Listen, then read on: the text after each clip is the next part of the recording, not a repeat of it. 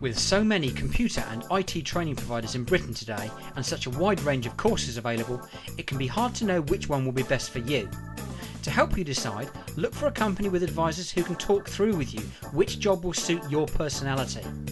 You need somebody who can give you an understanding of the actual job itself, so you can be sure that you choose the right course to get you into that job. You can choose from user skills training, like the Microsoft Office packages for instance, or even specialise and become an IT professional. By using modern training methods and keeping overheads low, there's a new type of company offering a better quality of training and support for hundreds of pounds less. Let's be honest, individual job security really doesn't exist any longer. Most companies will get rid of workers if things get tight. But if your skills and qualifications are in an expanding marketplace, then you're in the right environment for true job security. Where there's a shortage of trained professionals, you'll always find companies looking for the right people. Take the IT industry for example. The last eSkills survey showed there was a skills gap of around about 26%. So this means that for every 4 jobs that exist in IT, there are only 3 trained people to do them. There's really been no better time or market conditions for getting trained into this rapidly evolving market. Students who are looking to get a career in IT very often have no idea which path they should take or what area to get qualified in.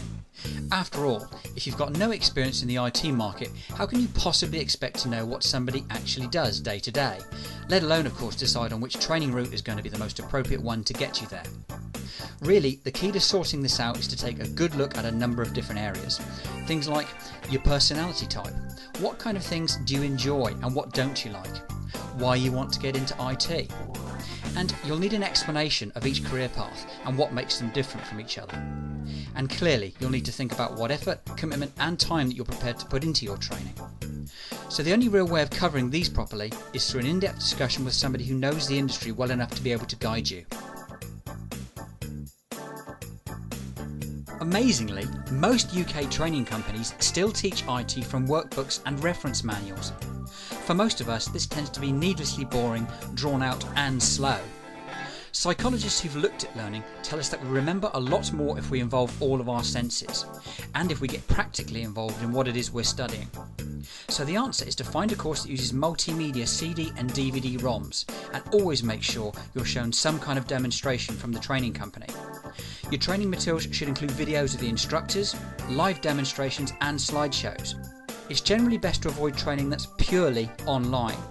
You want actual physical CD or DVD-ROM course materials so that you can use them whenever and wherever you want, and you're not totally reliant on your broadband connection.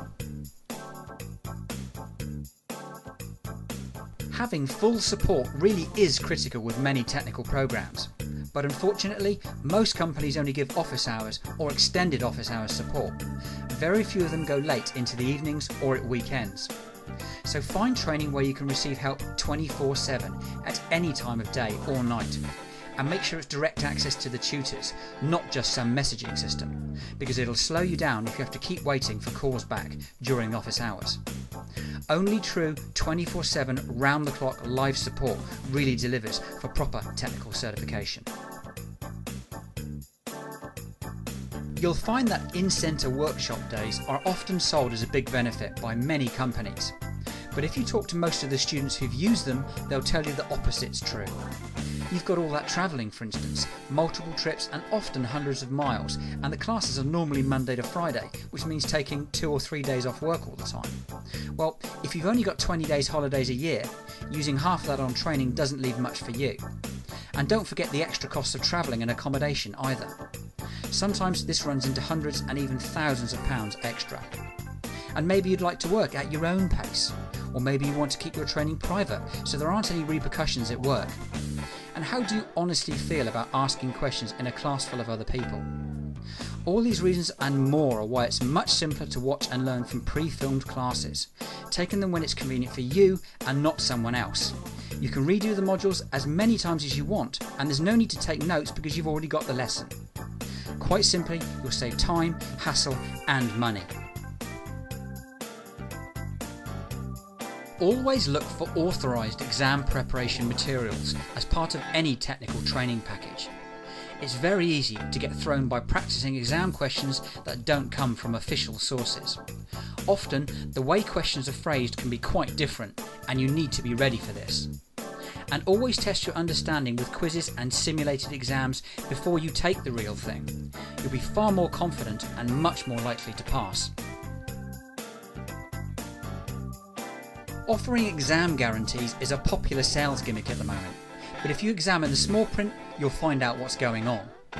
Obviously, the exams aren't free, you are paying for them. They've just been included in your package price, which means of course that you're paying for them up front. Now you should know that a lot of profit is made by companies charging their exam fees at the start, and then hoping that you won't take them all. And they also control when and how often you can take that exam. They'll only allow a retake once they're completely satisfied that you're going to pass, otherwise they're losing that extra profit. So doesn't it make far more sense to find the best exam deal at the time, not to pay any markup to the training company, and to do it locally rather than in some remote centre? Pay for it when you need it and not before. The honest truth is that if a student pays for their own exams, one at a time, they'll be much more likely to pass first time, as they'll be conscious of the cost and they'll apply themselves appropriately.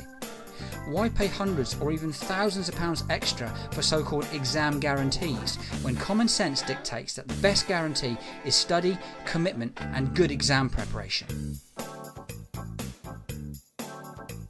Many companies provide a job placement assistance service to help you get your first IT job. But often, too much is made of this, as it's really not that difficult for any motivated and trained person to get a junior role in the IT industry, as there's such a shortage of trained staff. You would ideally want CV and interview advice though, and we encourage students to get their CV updated the day they start training. Many support jobs are offered to students who are still studying and haven't even passed an exam yet. At least you'll be on the maybe pile of CVs rather than the no pile. The best way to get placed is through specialised and independent recruitment consultants. The bottom line is they only get paid when they place you, so they've got the necessary incentive. Many students, it seems, are prepared to study their hearts out for years sometimes, only to give up at the last hurdle when looking for their job. Market yourself. Make an effort to get in front of employers. Don't expect that perfect job to just fall into your lap. Take a good look at the certifications that you're considering. Make sure they're all current and commercially required. Don't bother with courses that lead to unknown in-house type certificates.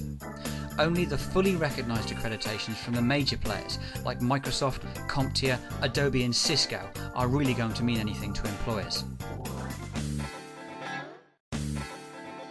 One question that often comes up is why should we get commercial certification rather than traditional academic qualifications that you get through schools, colleges or universities? Well, essentially industry recognises that gaining the proper accreditation from the likes of Microsoft, CompTIA, Cisco or Adobe is far more effective and specialised, saving both time and money.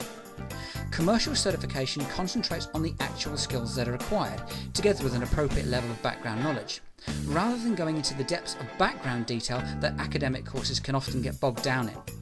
The bottom line is, recognised IT certification provides exactly what an employer needs. It says what you do in the title. For example, the Microsoft Certified Professional Qualification in Windows XP Administration and Configuration. So, an employer just needs to identify exactly what they need and what certifications will fulfil that need, which of course makes it much simpler for them, and that's why they prefer it.